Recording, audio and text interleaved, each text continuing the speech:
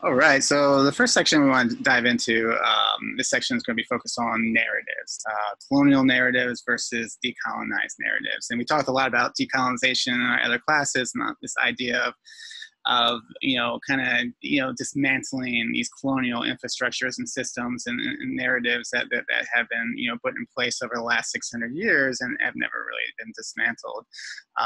This could be white supremacy, this could be capitalism, this could be dismantling patriarchy. Even though colonialism didn't create patriarchy, it definitely advanced it as well.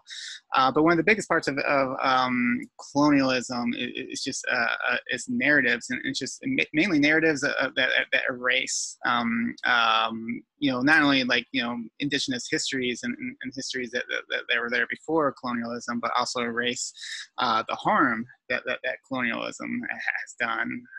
And that's a big one. This is very similar to that map that we showed earlier, but this is a great narrative, great example of a colonial narrative. This idea of coming up with all these clever terms to talk about, the differences between, countries that have been colonized and countries that were colonizers. One of them is the idea of develop, dividing the world into different levels of development. If you look at this, you got Europe, and then you got Europe's settler colonies that basically became colonial Europe in a way, and then you have the rest of the world that was colonized by Europe and its settler colonies, so a lot of people, will divide this up between, idea of, these countries are just achieved a higher level of development. So they're developed, and all these rest of the countries are just, they're struggling. They're just figuring out how to develop things. They haven't quite got there yet. It's just, it's not there, it's not the time yet, to become developed. In reality, this kind of, whitewashes and hides the true nature of colonialism and why these countries are actually struggling and behind the countries in in green. I really like this quote from Where Your Voice. They call them developing countries because countries struggling to recover from being ruthlessly pillaged and systematically destabilized doesn't have the same ring.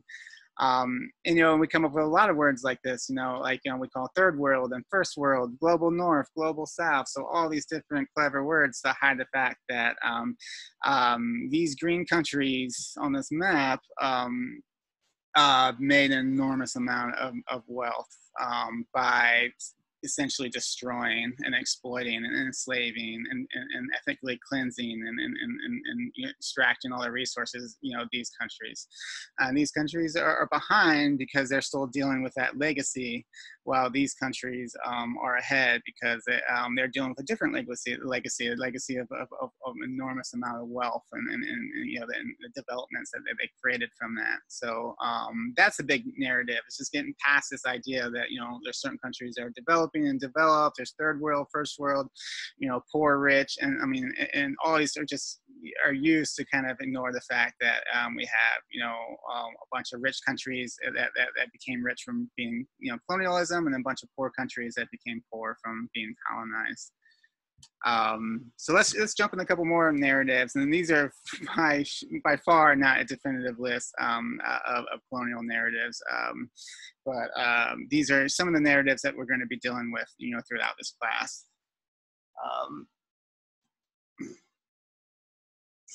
Just a second. All right.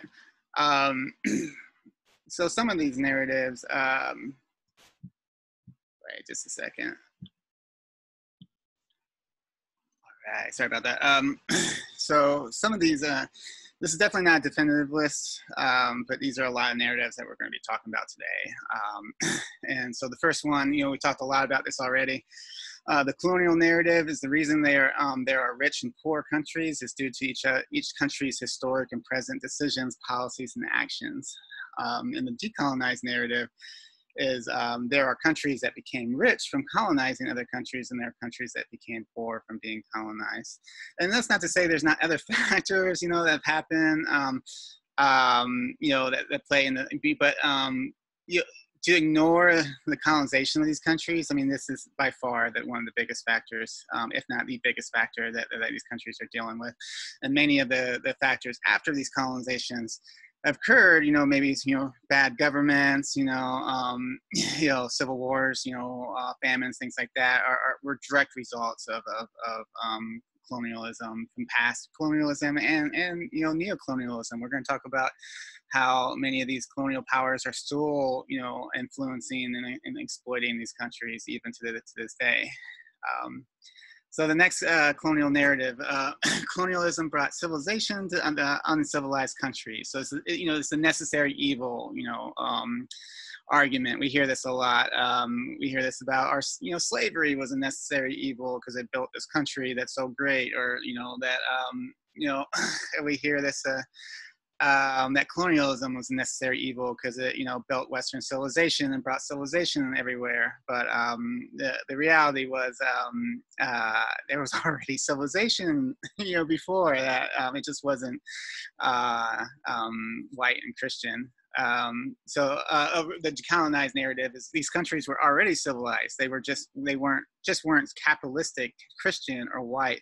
The myth that these countries were uncivilized was used to justify the horrors capitalism and Christianity and white supremacy brought with them, and the good that came from Europe was not necessary nor worth the harm done.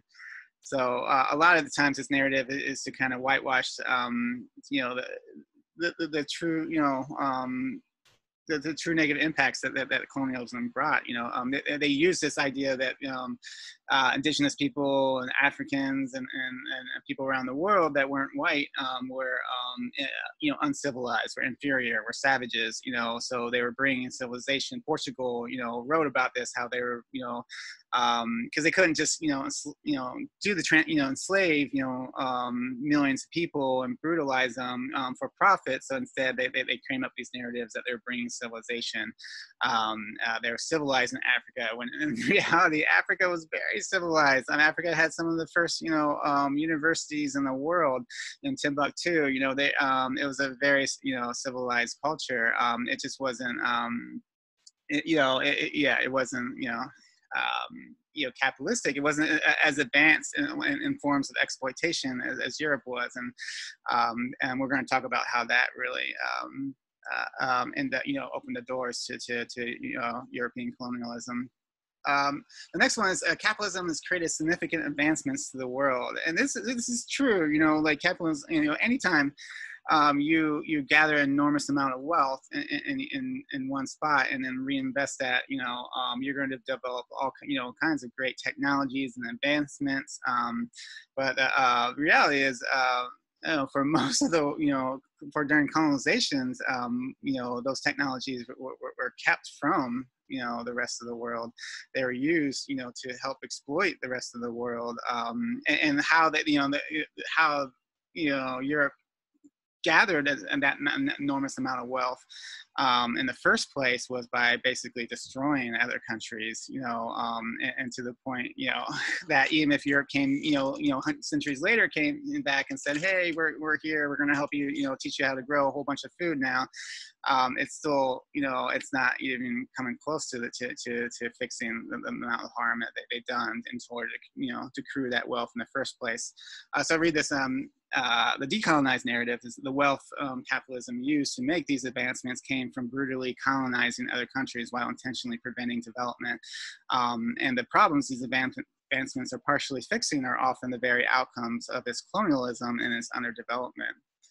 At the same time, who knows, if Europe didn't destroy so many countries, during colonialism, who knows what these countries would have been able to come up with, advancements in technology that these countries would have been able to come up with in the first place. I just watched this documentary on the Green Revolution, and this is a great example. The Green Revolution was in the 50s and 60s, where a lot of people were worried about the growing population, and if we were going to be able to feed everyone with the output, during the 40s and 50s of food that were being grown in the world. So, Rockefeller, Foundation, and all these capitalistic organizations that made enormous amount of wealth by exploiting land and labor, and so they invested into these new technologies, these new advanced, species of wheat at first, but then it became other ones like corn and beans and stuff. That can produce an enormous amount of could double at least the output of can grow a lot more food, but it needed an enormous amount of fertilizers and irrigation and all this stuff. So but they focused this on India, because India was has been even arguably still to this day suffering from the colonialism and the harm that Britain did to them during their colonization. So they were struggling to try to feed their people.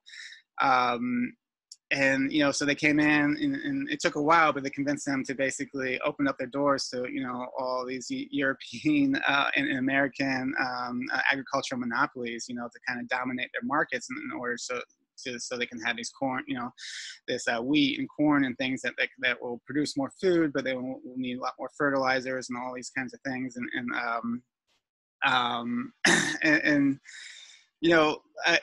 That was great. At the time, it helped feed a lot of more people. But one, at the time, we're starting to see even now that we basically just destroyed the environment. We got rid of all their sustainable agriculture and basically introduced this new agriculture that's just destroyed the entire country. The environment is destroying our world. Agriculture is a big source of climate change right now, and especially the Green Revolution agriculture that uses enormous amount of inputs, and so we at the same time, we've opened the doors to these, these agricultural monopolies that are just dominating and controlling most of our agriculture. Most of patents on seeds and things like that. And so it's done a lot of, it's saved a lot of people. At the same time, it's done a lot of harm. But at the same time, there's still 25,000 people a day still starve to death. There's still a lot of people, despite the Green Revolution, despite the fact that we're growing more food, we're growing enough food to feed the world, 1.5 times over. But there's still tens of thousands of people that starve to death every day. And that's ultimately because it's not about technology, it's about the world that we created, the world of inequalities and unequal distribution of our resources, and a lot of that is from colonialism. It's from creating these unequal exchanges and creating these poorish countries there, so that they're continue to be exploited by richer countries. And so in many ways, that technology, it was like missing the point. Like a lot of times it's not about growing enough food, it's about, building a more equal society. And that has to do with dismantling these colonial infrastructures. So this is a great example of how, capitalism, tried to fix the problem, but kind of missed the whole point of the problem as well. And we're still trying to figure out how to feed everyone right now, even though we grow way more food than we need. We're still dealing with some unequal infrastructures and unequal societies right now that are legacies of colonialism, legacies of capitalism. So all right. Anyway. A couple other narratives, so Industrial Revolution and slavery were separate things. So this is a big one. We try to kind of separate this in our history classes, and we try to talk about how, Industrial Revolution was something that, occurred in urban areas in like Europe and later in America. And it was all about, factories and machines and, separation of labor, like assembly lines and things like that. But in reality, the first industrial revolution was based on textiles. It was based on, and it needed enormous amount of cotton to grow those, to make textile products. And the majority of the cotton that was used during the Industrial Revolution, and we'll talk more about this in the next class, but the vast majority of cotton was grown by enslaved labor. So we would not have had an industrial revolution without this excess of resources that were being, created from exploiting, labor in the worst possible way to feed these factories. And these factories rose because of the excessive amount of cotton that was being produced, particularly in America. And we're going to talk a lot about that next class as well. So big one is African leaders are responsible for African slave trade by selling their own people. So this is a big colonial narrative that kind of, we see this a lot in a lot of, white historians who talk about slavery. Oftentimes they'll blame these African leaders, saying they sold their own people. We in Europe just came by and just, and picked up these slaves and took them to where, they would, wherever. But in reality, one, Africa had a different kinds of slave, enslaved or slave systems. It was more like indentured servants. It wasn't not anywhere close to this horrific racial chattel, slavery system that Europe created. Europe came with a huge demand for slaves. I mean, especially during the colonial times, that's all they wanted to trade for. They refused to trade for anything else, and they chose specifically to trade with things like advanced guns, advanced arms, and they did this to create an arms race. Where there were several different African countries that didn't want to trade slaves, and but if they didn't trade slaves, and then they watched all these neighbors get heavily armed, and then they became vulnerable to invasion. So in order to keep up with this arms race, they had to trade. And there was people that tried to resist, and they were met with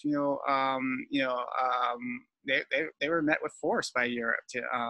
We'll talk more about that later in our section, but the decolonial narrative is there would not have been a transatlantic slave trade if Europeans didn't create a huge demand for enslaved African people in the colonies. Even African leaders who refused to participate in the slave trade had to eventually participate out of the fear of direct European reprisal or the arms race Europe was causing by trading advanced weapons for enslaved Africans. And the last colonial narrative that we're going to talk about is capitalism was a natural transition from feudalism to create a better world. And this is something that we're going to spend a large part of this class talking about. But the decolonized narratives, capitalism wasn't a revolution to feudalism, it was the counter-revolution created by aristocracy and the new upper class to the centuries of peasant revolts fighting for a better world. This counter-revolution found a new way to maintain the same exploitation of land and labor in order to create an enormous amount of wealth. Through colonialism and imperialism, European capitalists exported exploitative plantation and resource extraction systems to every corner of the world, creating an enormous amount of poverty and suffering. So that, that's going to be kind of the premise of the next section is it wasn't, capitalism was this natural progression from feudalism, but capitalism was actually this counter-revolution to centuries of peasant revolts against feudalism, trying to create a more egalitarian world. And then capitalism was a way for the aristocracy and the new upper class of peasants and the church to kind of regain their control over this peasant movement. And we're going to talk a lot about this in the next section. But like I said, this is a definitive list. I mean, there's a lot of things around, colonial narratives, but this is definitely, we're going to be touching on a lot of these narratives today in class.